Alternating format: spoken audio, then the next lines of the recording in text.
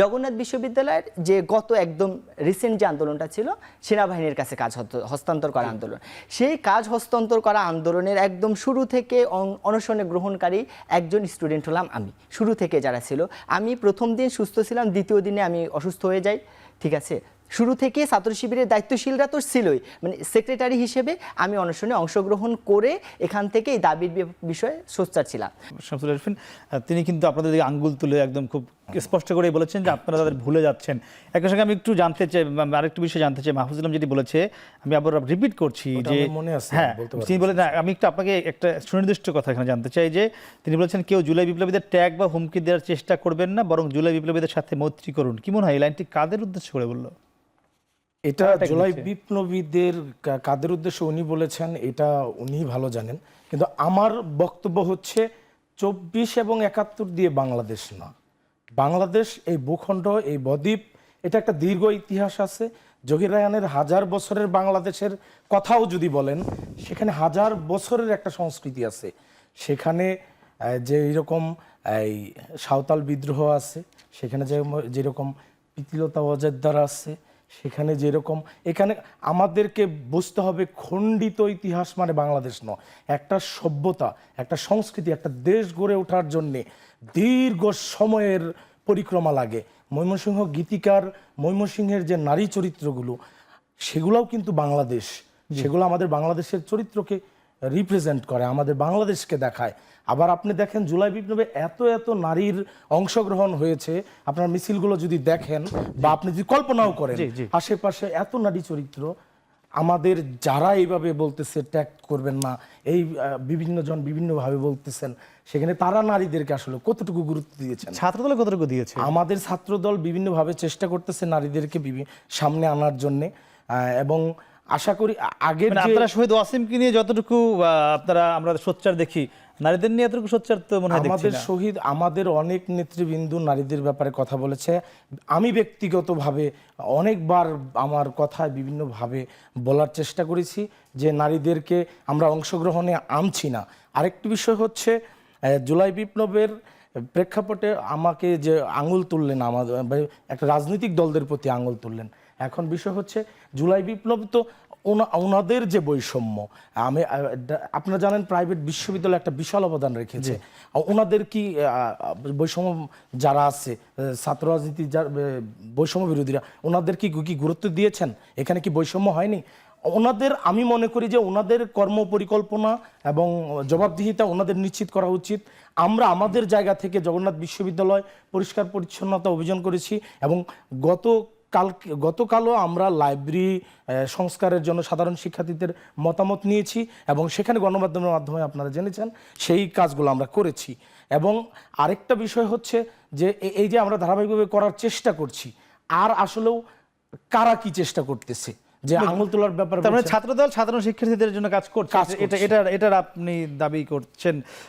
রিয়াজুল ইসলাম, ঠিক একই প্রশ্ন 71, 74 এবং 24 নিয়ে বিষয় এসছে, এবং বলা হচ্ছে ছাত্র শিবির শুধু ছাত্র শিবিরের নেতাকর্মীদের নিয়ে কাজ করছে, বাকিদের জন্য কাজ করছে না। জি, আপনাকে ধন্যবাদ।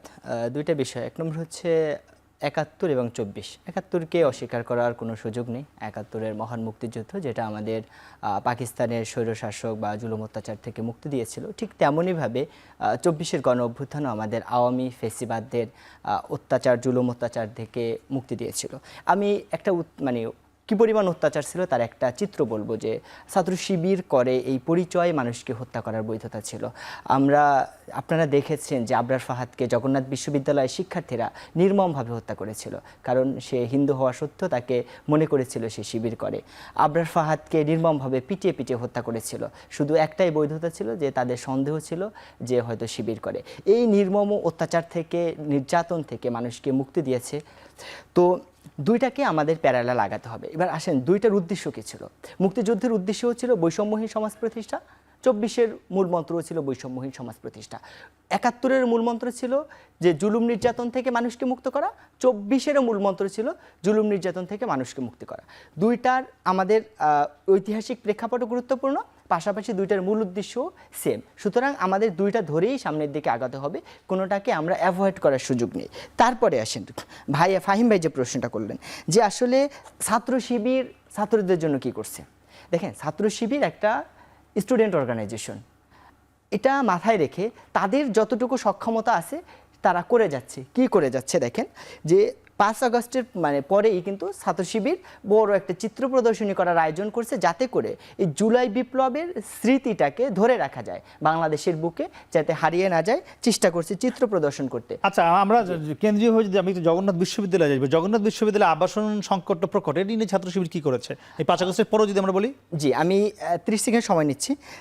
বিজ্ঞান মনস্ক হিসেবে স্টুডেন্টদেরকে গড়ে তোলার জন্য ছাত্র শিবির সারা দেশ জুড়ে সায়েন্স ফেস্ট করেছে, ছাত্র শিবির বুক ফেয়ার করছে, বিভিন্ন দাবি দয়া নিয়ে সর্বাগ্রে ছাত্র শিবির এগিয়ে যাচ্ছে। জগন্নাথ বিশ্ববিদ্যালয়ের কথা বলি, জগন্নাথ বিশ্ববিদ্যালয়ের যে গত একদম রিসেন্ট যে আন্দোলনটা ছিল সেনাবাহিনীর কাছে কাজ হস্তান্তর করা আন্দোলন, সেই কাজ হস্তান্তর করা আন্দোলনের একদম শুরু থেকে অনশনে গ্রহণকারী একজন স্টুডেন্ট হলাম আমি। শুরু থেকে যারা ছিল, আমি প্রথম দিন সুস্থ ছিলাম, দ্বিতীয় দিনে আমি অসুস্থ হয়ে যাই, ঠিক আছে। শুরু থেকে ছাত্র শিবিরের দায়িত্বশীলরা তো ছিলই, মানে সেক্রেটারি হিসেবে আমি অনশনে অংশগ্রহণ করে এখান থেকে এই দাবির বিষয়ে সোচ্চার ছিলাম। তো ছাত্রদলের কিছু ভাইরা এসেছে, তবে নেতৃত্ব পর্যায়ের আমরা কিন্তু কাউকে এখানে পাই নাই। শুরু থেকেই আমাদের দাবি ছিল এই কাজটা সেনাবাহিনীর হাতে যাক, এই কাজটা যাতে করে হচ্ছে দ্রুত হোক, ছাত্রদের সমস্যার সমাধান করা হোক। আপনি জগন্নাথ বিশ্ববিদ্যালয়ের শিক্ষার্থীদের যৌক্তিক দাবিতে যে কয়টা আন্দোলন হয়েছে, এর কোনো আন্দোলন ছাত্র শিবির ছিল না, বা আমি ছিলাম না, বা আমার সভাপতি ছিল না, এমন কোনো আন্দোলন আপনি একটা দেখাতে পারবেন না। একটু জানতে চাই, হল সংকট নিয়ে ছাত্রদল কি গুরুত্ব পালন করছে? কারণ জগন্নাথে কিন্তু হল একটি খুব বড় সংকট। আপনারা জানেন আমার আগের যে কমিটি, আসলাম ভাই, সুজন ভাই কমিটি, ওনারা 21 দফা দাবি দিয়েছিল জগন্নাথ বিশ্ববিদ্যালয় প্রশাসনকে, এবং সেখানে আমিও যুক্ত ছিলাম। তো ওখানে উনি হলের বিষয়ে কথা বলেছে এবং ম্যান্ডেট দিয়েছে। এছাড়া উনি যে বললেন যে ছাত্র দলের নেতৃস্থানীয় ছিল না, আমাদের হলের আন্দোলনের বিষয়ে আমরা নেতৃস্থানীয়, আমি নিজে এবং আমার আহ্বায়ক, আমরা দুজনেই ছিলাম, এবং আপনাকে স্পষ্ট করে বলছি। এবং সে বলছিল যে উনি নিজেই অনশনে ছিলেন, হয়তো তেমন কিছু মিন করেছেন যে অংশগ্রহণ করেছে, কিন্তু মানে শুরু থেকে একদম রাগাতাল ভাবে যে থাকাটা, অনশনে বসে এভাবে, এটার কথা বলছি আমি। তারা আন্দোলনের সচিবালয়ের সামনে যখন গেছি, তারা তখন ছিল, ভাইয়ের সাথে আমাদের দেখা হয়েছে, কথা হয়েছে, কিন্তু আমি বলছি কন্টিনিউয়াস প্রসেস যেটা। আরেকটু আমি ইন্টারাপ্ট করি, তারা যে 21 দফা দাবি দিয়েছিল, জগন্নাথ বিশ্ববিদ্যালয়ের শিক্ষার্থীদের অন্যতম একটা দাবি ছিল যে দ্বিতীয় ক্যাম্পাসের কাজ যাতে সেনাবাহিনীর কাছে হস্তান্তর করা হয়, কিন্তু ভাইদের এই 21 দফার ভিতরে সেনাবাহিনীর কাছে হস্তান্তরের বিষয়টা মিসিং ছিল। আমি বলি একটা বিষয় হচ্ছে, বাংলা, আপনারা জানেন এই দক্ষিণ এশিয়ার যে দেশগুলো আছে, এর মধ্যে পাকিস্তান সবচেয়ে ভঙ্গুর অর্থনৈতিক দেশ। আপনার আমি অর্থনীতি গবেষণা করি খুব অল্প সময় যদিও। এখন একটা পাকিস্তানের এই ভঙ্গুর অর্থনীতি এবং একটা কাঠামোবদ্ধ অর্থনীতির কারণ হচ্ছে তাদের প্রাইভেটাইজেশন নেই, এবং ওদের যত আবাসন প্রকল্প আছে এবং বড় বড় প্রকল্পগুলো আছে, সবগুলো সেনাবাহিনী করাল গ্রাস করে নিয়েছে। আমাদের বাংলাদেশে যদি আপনারা এই স্বপ্ন দেখেন যে সব কাজগুলো সেনাবাহিনী করবে, তাহলে আমাদের যে সিভিল প্রশাসন এবং সিভিল যে সোসাইটি, বাংলাদেশের মানুষের ধারাবাহিক যে বিপ্লব, ব্যবসা, ধারাবাহিকতা, এগুলো কিন্তু হবে না। তারপরেও সাধারণ শিক্ষার্থীদের দাবির জন্য আমি সেনাবাহিনীর দাবির পক্ষে ছিলাম। এবং আপনি কন্টিনিউয়াসলি বলছেন, কন্টিনিউয়াসলি আমাদের নেতাকর্মী বিভিন্ন জন অনশন করেছে, তারা ছিল। আমি আরেকটু কথা বলতে চাই, এখানে একটু জানতে চাই আপনারা কি মানে আপনি ব্যক্তিগতভাবে কি চাননি যে জগন্নাথ বিশ্ববিদ্যালয়ের অবকাঠামোগত কাজ সেনাবাহিনীর হাতে হস্তান্তর হোক? এটা আমার ব্যক্তিগত মতামত, কারণ আমি মানুষকে, সিভিল মানুষকে মানুষ হিসেবে ধারণ করি। আমি সিভিলের সাথে এবং সেনাবাহিনীর যে কর্মযজ্ঞ, এটা যত তাদের সার্বভৌমত্ব রক্ষা হচ্ছে সেনাবাহিনীর কাজ, আর সেখানে যদি আমরা সকল কাজে সেনাবাহিনীকে জড়িয়ে নেই, একসময় যে পাকিস্তানের প্রেক্ষাপটে চলে যাবে না, এর কোনো গ্যারান্টি আছে? এরকম কোনো গ্যারান্টি নেই। আমি এজন্য এই জাতীয় আমি চাই যে আমাদের বিকাশ হোক, ভুল ত্রুটির মধ্য দিয়ে সিভিল প্রশাসনের বিকাশ হোক। আমার মনে পড়ে সম্ভবত গণতান্ত্রিক দুর্নীতি যাতে কাজে না হয়, এটির জন্যই মূলত সেনাবাহিনীর জন্য আপনাদের সাধারণ ছাত্ররা আন্দোলন করছিল, যাতে কাজটি সঠিকভাবে হয়। আমি যদি ভুল না করে থাকি নাকি? হ্যাঁ, এরকম দাবি সাধারণ শিক্ষার্থীদের ছিল, আছে। আমি ব্যক্তিগত মতামতকে উপেক্ষা করে সকলের মতামতকে শ্রদ্ধা জানিয়ে আমি তার সাথে একমত ছিলাম।